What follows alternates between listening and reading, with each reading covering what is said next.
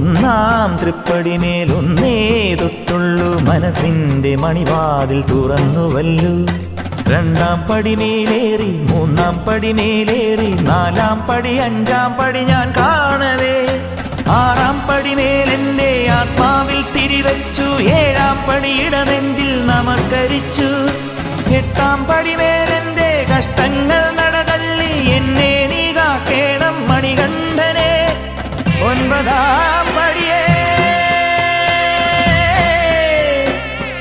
അയ്യനേ